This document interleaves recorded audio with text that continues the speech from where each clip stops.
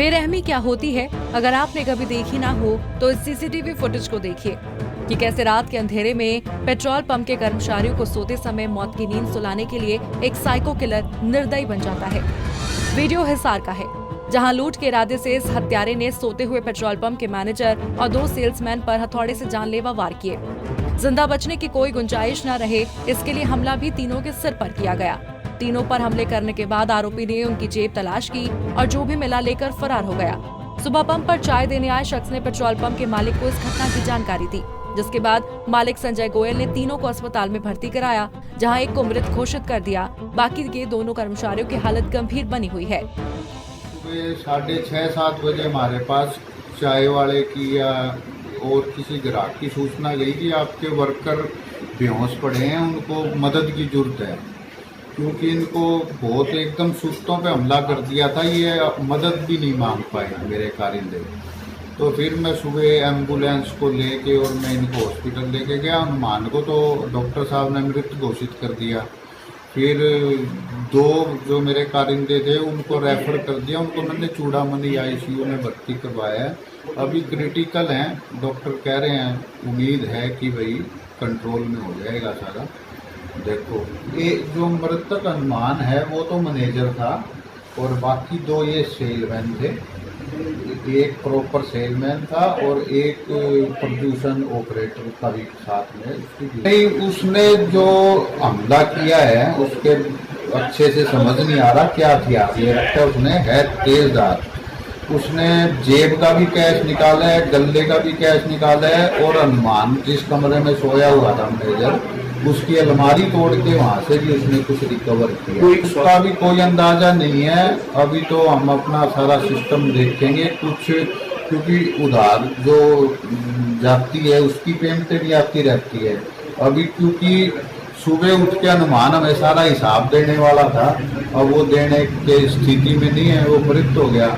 तो अभी तो सब कोई ना, आपको निश्चित तौर पे कोई बात नहीं वाला एंगल तो पुलिस बताएगी हमें। अभी तो प्रथम दृष्टा में यही लग रहा है कि वो लूट के दृष्टि से ही वो आया था और वो अपना काम करके, परंतु निर्दयता दिखाते हुए जो इसने इतनी सीरियस अटैक करके इनको मृत कर दिया और बिल्कुल 2 को मौत के मुहाने पे ले जाके छोड़ दिया।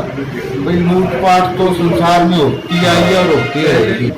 CCTV में तो एक ही बंदा पैदल आता हुआ नजर आ रहा है। उसने 3 लोग, मेरे 3 कर्मचारियों पे हमला किया है और तीनों को सोए हुए पे हमला कर दिया। उनको उठने तक का मौका नहीं दिया, जैसे एकदम बिल्कुल परफेक्ट तरीके से उसने इस प्रकार से हमला किया है कि उनको उठने का, बोलने का कोई मौका ही नहीं दिया। आरोपी ने इतनी चालाकी से वारदात को अंजाम दिया कि हमले के वक्त बाकी कर्मचारियों को आवाज तक नहीं आई और तीनों तड़प कर बेहोश हो गए।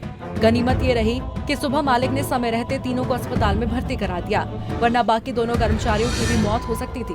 बहरहाल पुलिस ने CCTV फुटेज को कब्जे में लेकर अज्ञात आरोपी पर केस दर्ज कर लिया है और मामले की जांच शुरू कर दी है।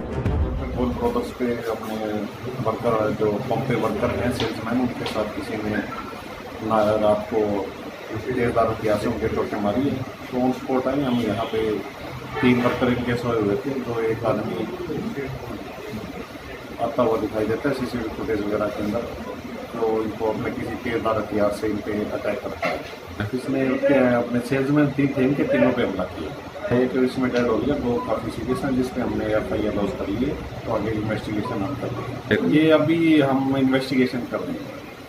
नहीं, वो CCTV फुटेज में तो अभी जो है वो एक आदमी आता हुआ दिखाई दे रहा है, बट नहीं पैदल आता हुआ है। जो हनुमान राजस्थान का है, एक घनश्याम है और एक अपने ब्रिजेश है जो यूपी का है और घनश्याम है वो राजस्थान का है। मृतक हनुमान वो राजस्थान का। इन्वेस्टिगेशन करते हैं, ऑन स्पॉट हमने सीन ऑफ क्राइम टीम की विजिट करवाई है।